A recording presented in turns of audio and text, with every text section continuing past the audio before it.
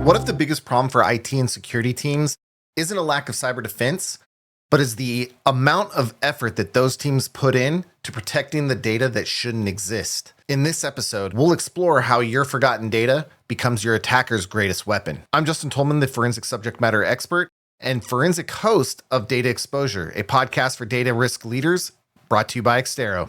Today, we dive into how effective information governance will mitigate your risk and also reduce the weight of a forensic investigation if there is a problem.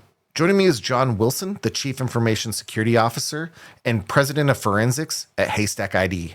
You're kind of one of the OGs of forensics, been around for a bit, started in the mid-90s till now. Outside of like the technology, like, because obviously software has changed, technology has moved forward from the mid-90s. What are kind of the things that you've seen in forensics that have really changed? And I would include incident response in that, DFIR. What are some of the main trends and things that you've seen over your career? Yeah, well, obviously when I first started, there was no tooling, and you do, I don't want to get too much into the technology advancements, but it was hex editing when I first started. It was going in, looking at data on disk and hex editing, and oh, hey, there's the pattern I'm looking for. This is the data that's of interest. Let me see what I can do with that. Working your way forward. Obviously, tools have evolved to do these things much easier than just looking at raw data. But I don't know, the first, 15 years, it was computers. It was just computers. You looked at a computer or you looked at a hard disk, and that was where all the forensics was done. So many things don't live on a hard disk anymore. It's in memory on a mobile device, or it's in the cloud, and a SAN array that nobody has access to. And so that's a really key change to, how you have to start approaching all of this, is just the growth of, where data can sit. I've actually worked a forensic case for the government where we found the data in a microwave. So, bizarre stuff, but data lives everywhere. And people have smart fridges.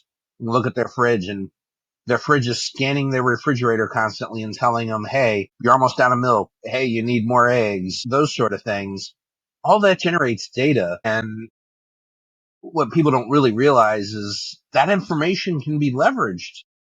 So now these threat actors, if they're getting access to your IoT devices and they're understanding when you're walking into your house, when you're leaving your house, they can catch you right at that right moment when, you don't have time to follow all the normal processes because you're in a hurry. They know that you normally leave at 4, but you're still there.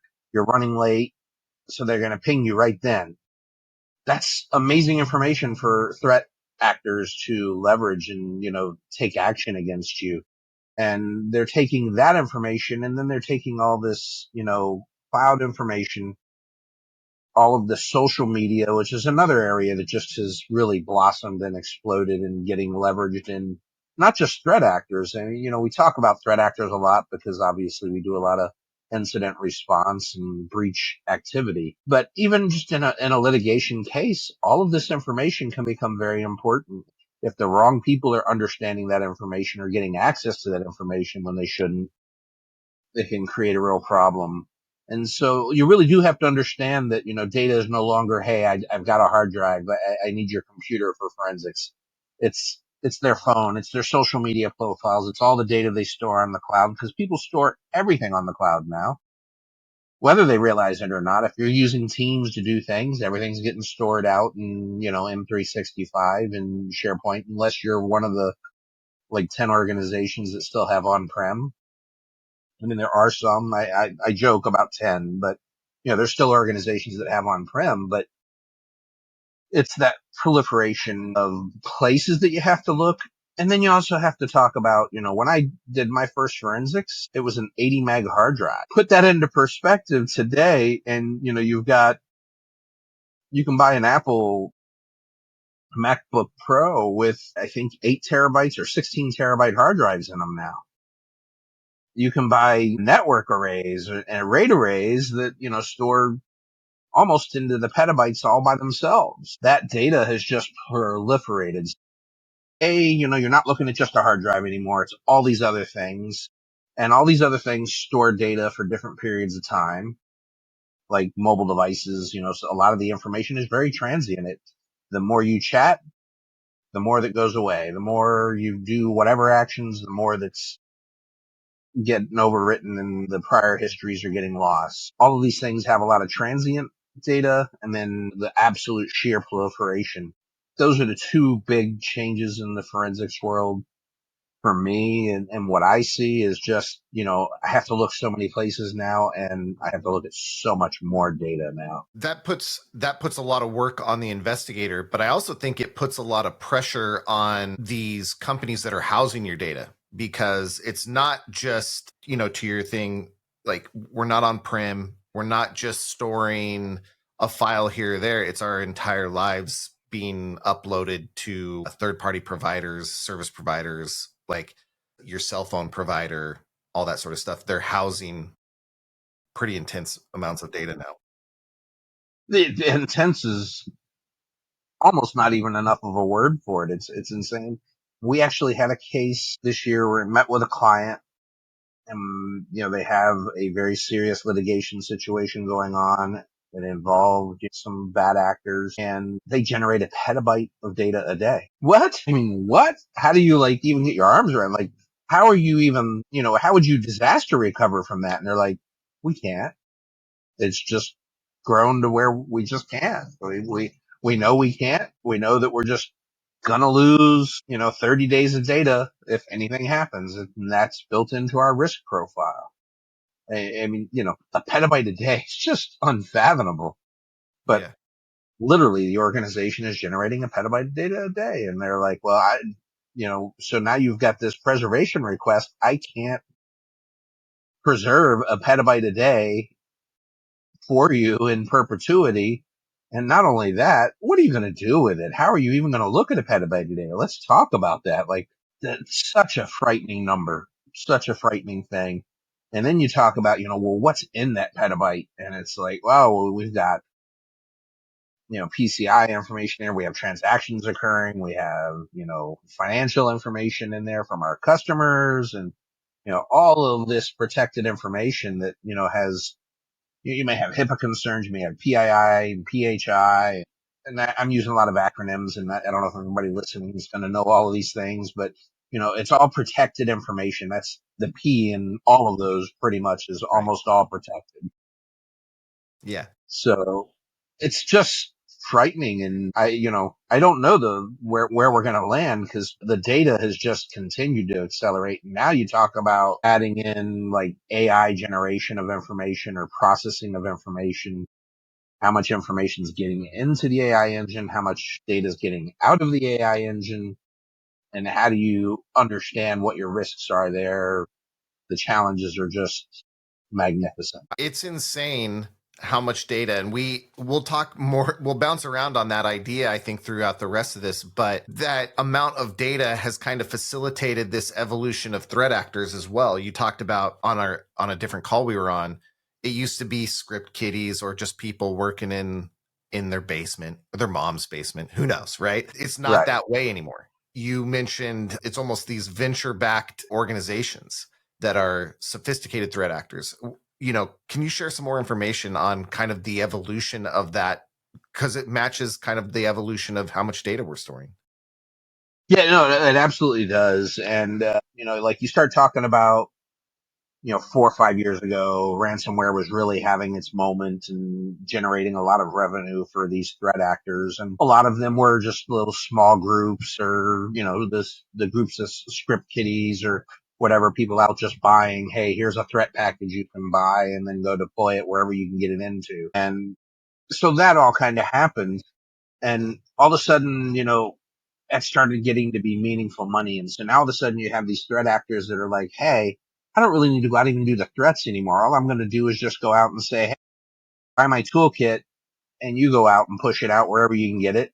And then, we'll pay you 40 cents on a dollar for all the data that you get or for each access that you get or, however they decide they want to calculate it. There's lots of different formulas that they use, but So now it's truly like venture funded. You've got these group of threat actors that made a bunch of money. And so they're out there just buying more access. Hey, anybody that can get me in, we'll pay you a bounty and then we'll go do our thing. And it has just really, really blossomed and exploded and then you got to mix in, now you have nation state actors that are getting involved. They've been involved, but they're starting to get involved in these larger data swaths because they've realized, hey, if we can go get a huge data swath from a couple of organizations, start correlating that data, we really get where we wanted to be without having to exert as much effort. And then you've got these, threat groups that have been successful and they're making money and they're providing venture funding.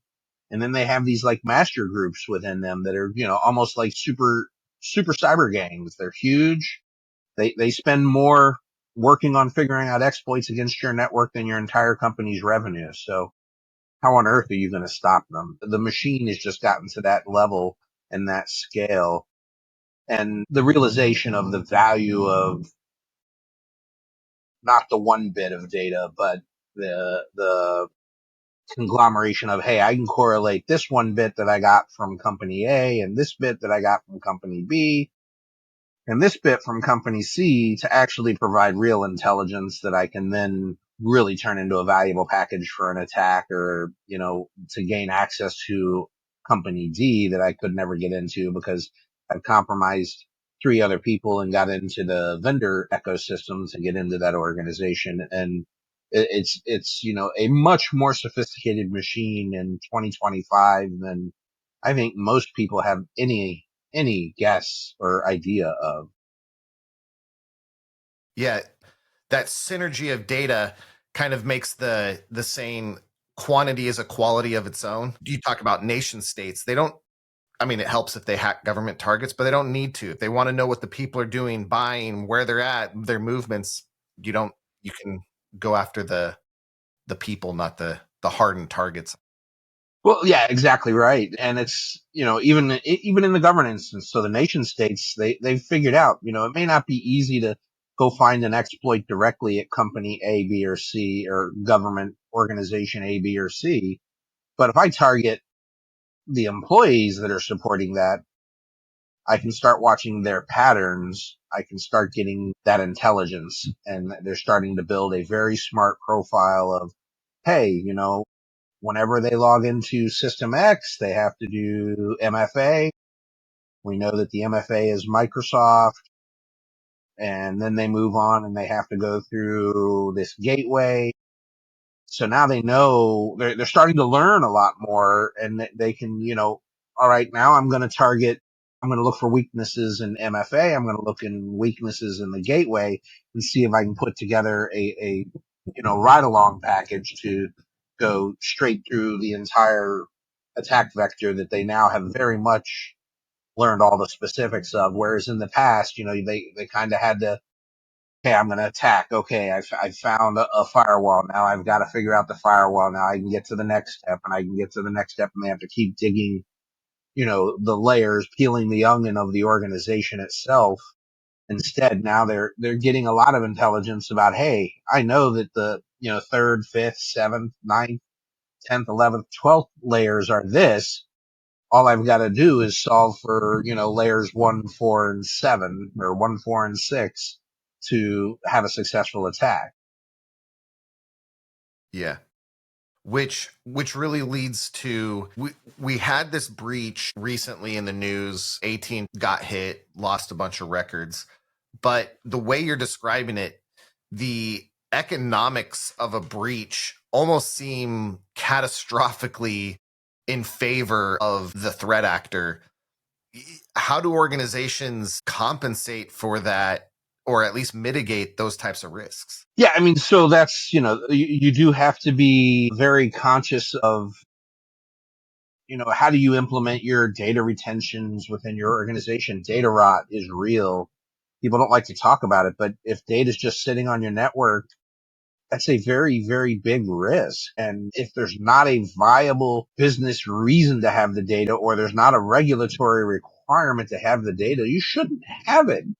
People talk a lot about like social security numbers. So social security numbers is a great one, because you look at like credit cards and the PCI standards, and how you protect credit card information. And so there's a lot of serialization, and you don't store the whole credit card number. You make a salt or a hash of it. And so you store certain bits and pieces, and it correlates to other bits and pieces in order to be able to process those transactions without actually storing a naked raw credit card number, which is great.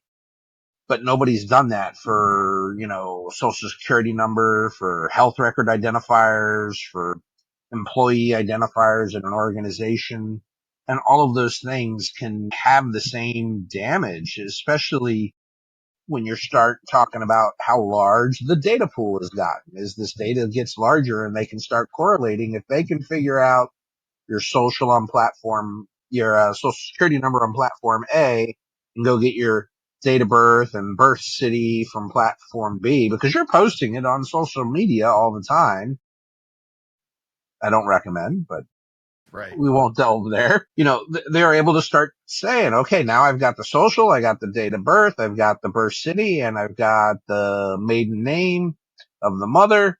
And next thing you know, they've got your identity, and they're performing transactions. Or worse, they've, set up a secondary identity using your information in so many different aspects. Social security numbers is a really big one. You look at the AT&T breach you started talking about, and that was 110 million social security numbers, I think it was, or 109 million social security numbers. But it wasn't just social security numbers. It was social security numbers, date of births, and addresses, and prior addresses, and phone numbers, and all of this compilation of information. And so that's a very rich resource. Again, that's really the AT&T Snowflake breach really started in 2022, rolled into earlier this year. More data was released from that original breach. That's a single source. But now with the leveraging of AI and just data driven exercises, as these organizations have gotten much more organized and larger and sophisticated, they have people that are doing data management, data mining. And now they're going to look at, hey, we got 4 breaches from these companies. Where do we have intersections? Where do we have additional data, so we can start understanding a bigger picture about the target, the victims that are in that data set? You mentioned that data rot. So you very graphically like described the risk and the problem. How, like, I'm an organization, I've gone to this point, and I look at my data and I'm listening to John and I'm like, oh crap, I've got a lot of stuff. What's kind of the first step? Like, if you were going in to work with a company, because you'd probably do that, what would be your recommendation? How does somebody get started in fixing or minimizing that data rot? Yeah. So, I mean, you've got to get, understand your data. That's probably the biggest thing. And so many organizations think they understand their data, and every time I get involved in a consulting engagement, they rarely actually do. They're like, yeah, well, we collect this, and this here. And I'm like, well, let's do some data mapping. Let's go out and look at where all your data is stored and what kind of data is in those buckets. And hey, by the way, did you realize that you're storing last 4 social over here and full socials over there? And so now somebody, if they get access to your data, can start correlating all the rest of the information that you're storing with just the last 4, because they're able to find the actual socials over here. So you really do have to understand your data, understand where your PII is, your personally, your protected information, personally identifiable information, your personal health information, your, various categorizations of protected information. You got to understand where it's all stored. Then you have to understand your business itself. What are your requirements to have that information? If you're a hospital, your requirements are, probably 7 years to maintain that information. If, you're just a company and it's your HR that's storing PHI because you offer health insurance, your requirement to store their health information, the things that they've submitted through the organization, may not be as long. So really understanding what your requirements are and what your obligations are so that you can then do that data mapping exercise and say, hey, I have data here that's been there for 10 years. I mean, we just did a consulting with a client and found financial records from 2002 in their data. And it's like, the employee's been gone for 12 years. Why do you still have this here? I don't know. That's a problem. That's serious risk, and that's a serious problem. There's no reason to have it. Get the policies in place. Make sure that you're meeting your regulatory requirements and your protective requirements and your business requirements, and then put in the policies and then start the operation. You can start with the super sensitive. Okay, can we get rid of social security numbers? Can we anonymize or pseudonymize the social security numbers? Put in, a serialization pattern so that we understand, who the people are and it ties back to the information. But then that information is stored in a separately controlled and encrypted space.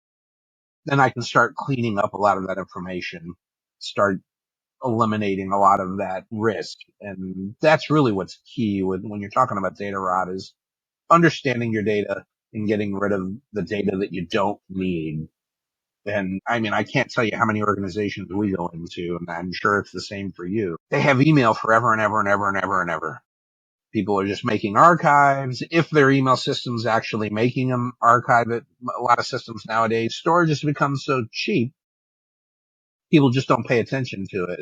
Yeah, okay, so his mailbox went from 10 gigs to 20 gigs. Who really cares? That cost us another penny. Okay, move on. Mhm. The actual cost is really in the risk. It's in having that data.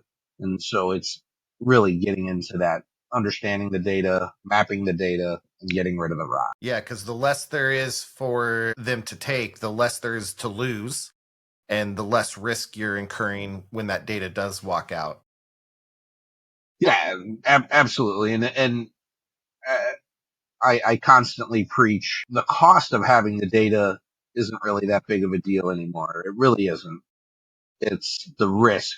It's the cost associated to that risk, because it's requiring you to do so much more else. And InfoGov has always been, hey, yeah, if we can do a little bit of InfoGov, we'll do it, but there's no ROI. We don't get any return on investment. I beg to differ. I always explain to clients, and I'll walk them through it. There's a huge ROI to InfoGov, but you have to realize what the risk value is, because it's the risk value that really is the big return on investment in InfoGov. It allows you to really limit that exposure. IBM released their state of the breach, or their study for 2024. I haven't seen the 2025 one yet, if they've released it. But in 2024, a to your point, the average cost of a breach worldwide, including fines paid, support and remediation to victims, and then what it took to get them back up and running, was $4.8 million was the average cost of a breach. But in the United States, it was about $9.6 million. So to your point, it that data, that housing of the data, the gigabytes are probably a lot less than $10 million. But if that data leaves, suddenly its value just went sky high. Absolutely. Absolutely. And, when you talk about U.S. breaches, when a breach occurs for an organization, again, going back to 2024 estimates, because 2025s aren't necessarily solidified yet, the value of an individual identity, and a person or an entity is what we typically call it, is around $190 each, is that cost to the organization. If it's breached, each individual costs around $190. If it contains any medical information, that goes up to about $500. Yeah. So there's a great example in and of itself, but people aren't even realizing that's just the cost of the actual incident itself and the risk exposure that has occurred because of it.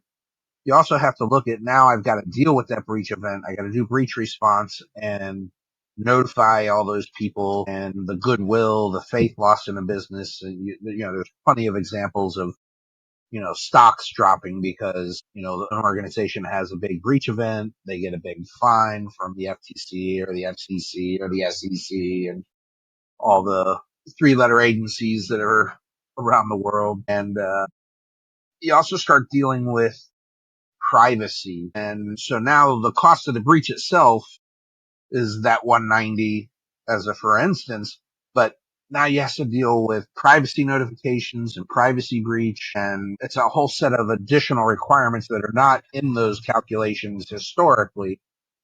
I'm hoping that we start seeing more of that, where people are taking into account not just the cost of a breach itself and dealing with the breach itself, but dealing with the privacy risks and the privacy exposure that comes from those as well. And there is no Absolutely. number around that yet.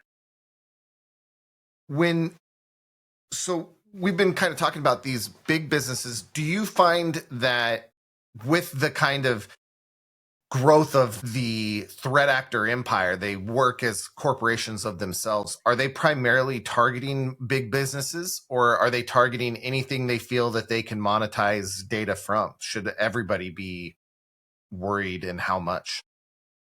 Yeah, I mean, there's always hey, I'm looking for the big opportunity, the big score. But there are tons of these groups that, like I said, it's almost venture funded. So it's going out to all of these small groups, and the 5 guys that had success last month, they were able to prove success. So now the venture fund group says, hey, here's $2 million. Go see who else you can get us. So there's lots of targets in the small, the mid-sized business, especially any business that, has information that may be valuable or leverageable or provide another piece of the puzzle to the big companies' data that they're looking for. And the whole challenge, like the not challenge, the risk is now that they're getting much more sophisticated. These threat actors are going out, they're using AI and saying, hey, I want to breach big company A. How do I do it? Give me a profile. And that big company A, their data is all getting analyzed. And again, it's all this data that's been breached. They're going out and they're saying, oh, okay, hey, well, these small companies are third party vendors to that company. So if you attack these vendors, that may be your end to those. So that, there is a lot of attack vectors starting to occur in that small to mid-sized market, because there's a lot of intelligence being put into, hey, how do we optimize and improve our attack abilities? And they're learning a lot. They're figuring out that these attack vectors aren't always just banging at the front door, or just banging at the software back door. Sometimes it's coming in from the third party avenues and coming in from lots of different directions.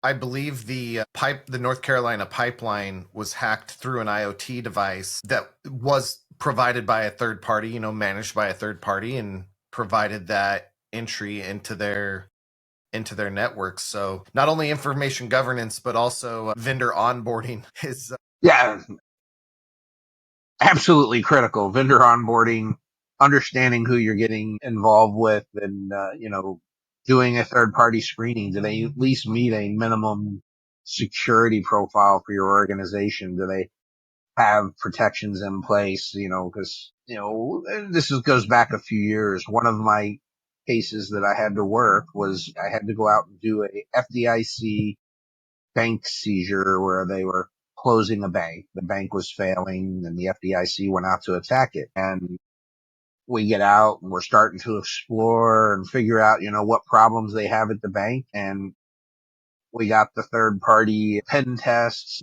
hey, yep, nothing was able to get through the firewall. Great. Looking through all that, I start actually data mapping the network and figuring out that the reason that the pen test was unsuccessful in breaking through the firewall is the firewall was the endpoint of the network. so there's nowhere to So go. everything was sitting in front of it. So of course they didn't break through they passed the pen test because there was nowhere to go. They were already through everything. So that It's turned into a bit informative. of a problem.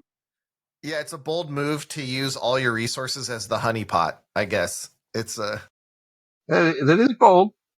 you know, Didn't work out well for them. They lost like $800,000 in an ATM fraud, but yeah. But no, it's those types of things where I feel like, because you talked about this rapid evolution, you started, obviously we haven't just had threats in the last 5 years, but you've talked about how it's sped up in the last five. I feel like when I say small businesses too, I'm not talking solo operated things. It can be couples of millions of dollars and you're still considered quote unquote small. And I feel like there's this mentality that these threat actors are only going to target the big guys. Like we mentioned the AT&T, or rewind eons ago at the Sony hack where terabytes and terabytes of data were exfilled. But as you pointed out, small guys can pay too. And I think the risk to smaller companies is even more because they may not be able to recover from the damage caused by a breach. They don't have that resiliency or that customer base that can't go anywhere or won't go anywhere or that sort of thing. yeah, no, 100%. Mid-sized businesses, in my mind, the small to mid-sized businesses are at much bigger risk because the larger organizations have funds set aside. If something happens, they have insurance that's going to cover those things.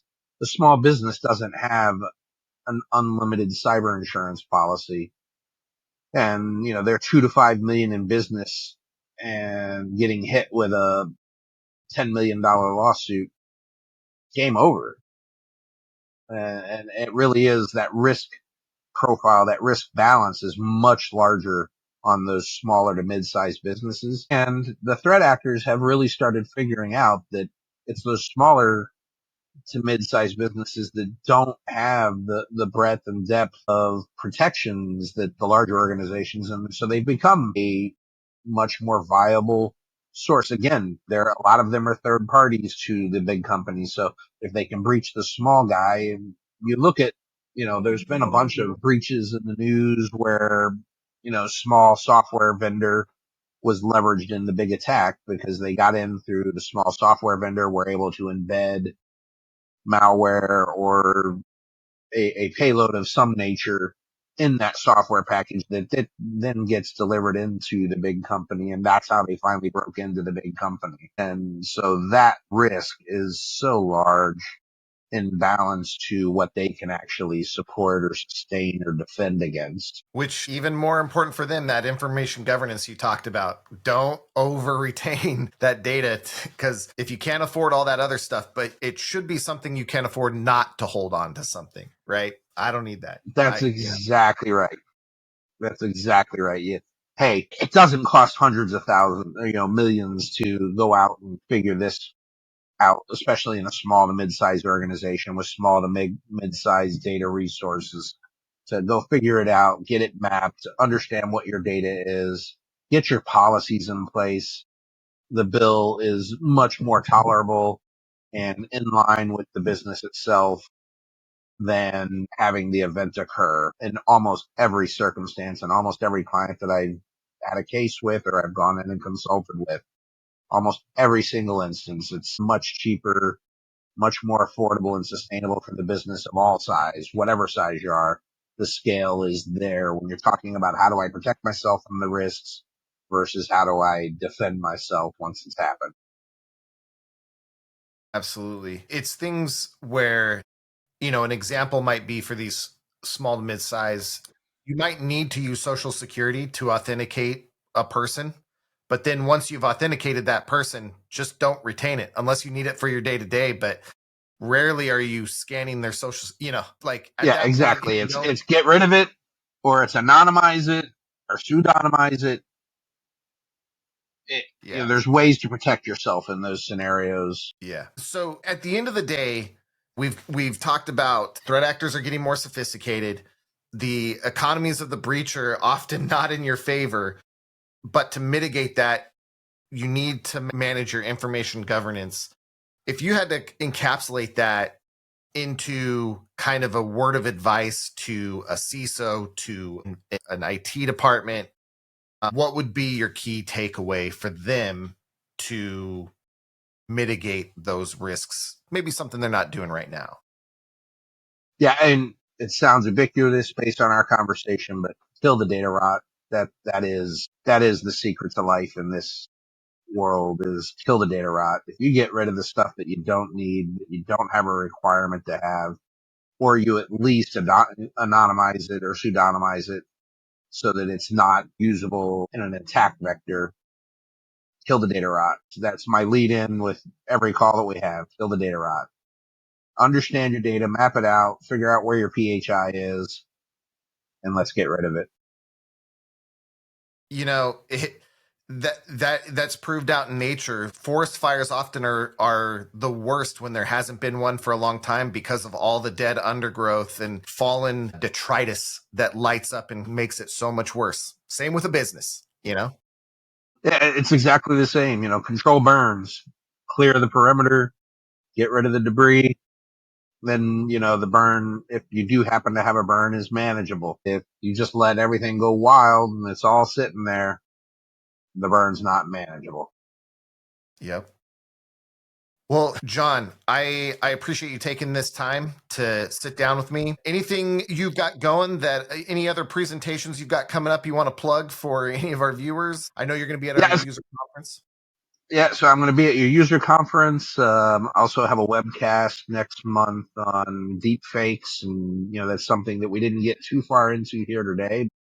Deep fakes or synthetic media are really another scary attack vector in this world where people are getting attacked because they're getting convinced that something's real because they saw it in a video or they interacted with it in a video, and it may not be real. Yeah, obviously I'm passionate about it. I want to see big businesses protect themselves, get rid of that data rot, and be able to eliminate, or not necessarily eliminate, because again, the economics are not there in their favor, but at least limit or reduce their risk. Absolutely. Yeah, make some controlled burns. So That's it. well, thank you. Thank you. Have a great day. Thanks for watching this episode of Data Exposure. I hope you found it as educational and as fun to listen to as I did hosting it. If you did enjoy it and found something interesting and educational about it, be sure to subscribe to it on any of the podcast platforms you use. We try to post to as many as possible, and also check us out on YouTube. Thanks again, and we'll be back with another episode.